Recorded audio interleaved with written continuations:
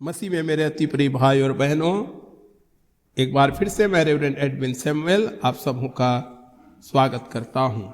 मत्ती रचित सुसमाचार उसके 6 अध्याय और उसके 14 और 15 वचन में इस प्रकार से लिखा हुआ है कि यदि तुम मनुष्य के अपराध क्षमा करोगे तो तुम्हारा स्वर्गीय पिता भी तुम्हें क्षमा करेगा, और यदि तुम मनुष्यों के अपराध क्षमा ना करोगे तो तुम्हारा पिता भी तुम्हारे अपराध क्षमा ना करेगा। यहाँ पर प्रभु यीशु मसीह ये कह रहे हैं कि यदि हम दूसरों को क्षमा करें तभी परमेश्वर हमें क्षमा करेगा, और यदि हम दूसरों को क्षमा ना करें तो परमेश्वर भी कभी भी हमें क्षमा ना करेगा। इससे यह बात बिल्कुल स्पष्ट है कि यदि हम इस प्रार्थना को ऐसी दशा में करते हैं जब हमारा किसी से मन मुटाव चल रहा है या किसी के साथ हमारा वाद विवाद या झगड़ा है, तो हम परमेश्वर से मानो ऐसा निवेदन कर रहे हैं कि वह हमें क्षमा ना करे। पर यदि हम यह कहते हैं कि फला व्यक्ति को मैं कभी क्षमा नहीं कर सकता, या जो कुछ उस व्यक्ति ने मेरे साथ किया है उसे मैं कभी भूल नहीं सकता, और फिर जाकर हम इस प्रार्थना को बोलें, तो हम जानबूझकर मानो यह प्रार्थना कर रहे हैं कि परमेश्वर हमें क्षमा ना करे। इसीलिए किसी ने कहा है कि मेल मिलाप के समान क्षमा भी एक इकाई है, उसके टुकड़े नहीं किए जा सकते। मेरे प्रिय भाई और बहनों, मनुष्य की क्षमा और परमेश्वर की क्षमा दोनों एक हैं। हम उनको कभी भी अलग नहीं कर सकते। हमारे साथी मनुष्यों को क्षमा करना और परमेश्वर द्वारा हमें क्षमा करना हम बिल्कुल भी अलग नहीं कर सकते, क्योंकि दोनों एक दूसरे से जुड़े हैं, एक दूसरे पर निर्भर हैं। परमेश्वर द्वारा क्षमा प्राप्त करना इस बात पर निर्भर है कि हम अपने साथी मनुष्यों को भी क्षमा करते हैं।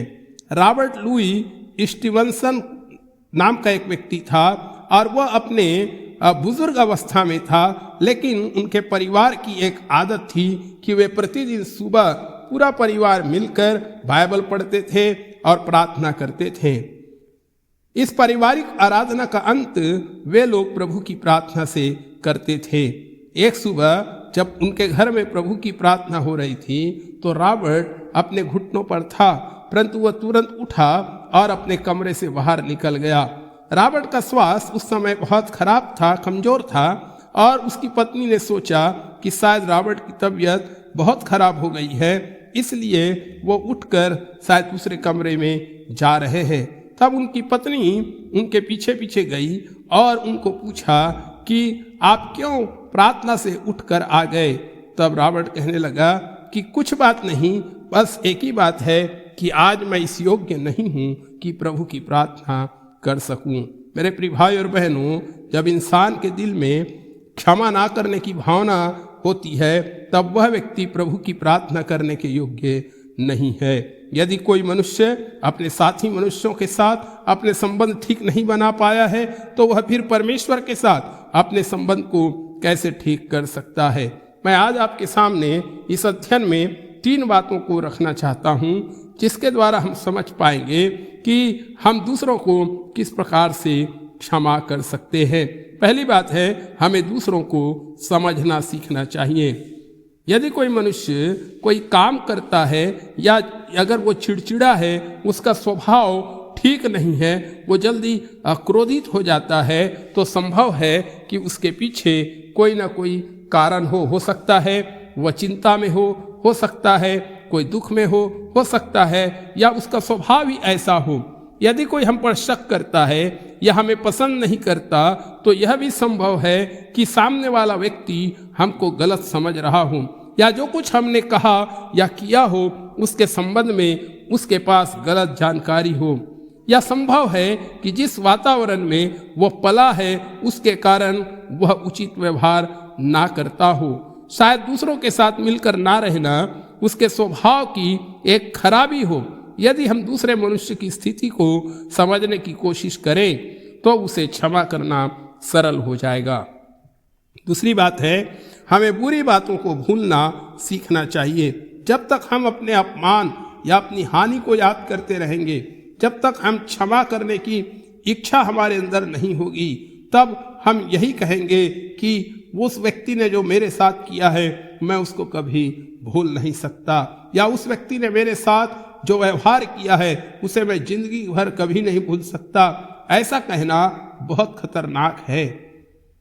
क्षमा करना बड़े आदमी का चिन्ह है, परंतु भूल जाना दिव्यता का चिन्ह है। यदि हम बुरी बातें ना भूले तो वे मन पर अमिट बन जाती है और हमारे अंदर घाव बनी रहती है। मसीह की शुद्ध करने वाली एवं चंगा करने वाली शक्ति के द्वारा ही हम इन सारे कड़वाहट से छुटकारा प्राप्त कर सकते हैं। तीसरी बात है, हमें प्यार करना सीखना चाहिए। हमारे अंदर अगापे प्यार होना चाहिए, जिसका अर्थ है मसीह के जैसा प्यार, जो दूसरों की भलाई के सिवाय और कुछ नहीं चाहती, फिर चाहे दूसरे लोग मेरे और आपके साथ कैसा भी व्यवहार करें। यह प्रेम केवल उसी समय मेरे और आपके जीवन में आ सकता है जब मसीह यीशु जो स्वयं प्रेम है हमारे हृदयों में आके रहने लगता है। और जब तक हम उसे अपने जीवन में न्योता नहीं देंगे तब तक वह हमारे अंदर नहीं आ सकता।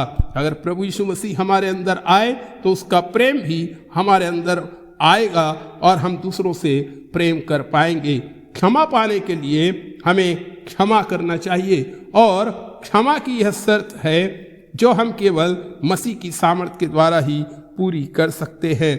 इसलिए प्रभु मेरी और आपकी सहायता करे ताकि हम दूसरों को क्षमा कर सकें, ताकि मैं और आप भी इस प्रार्थना को करने के लिए अपने आप को लायक बना सकें, योग्य बना सकें कि हे प्रभु हमारे अपराधों को क्षमा कर, जैसे हमने दूसरों के अपराधों को क्षमा किया है। प्रभु इस वचन के द्वारा मेरी और आपकी अगुवाई करे। आमीन।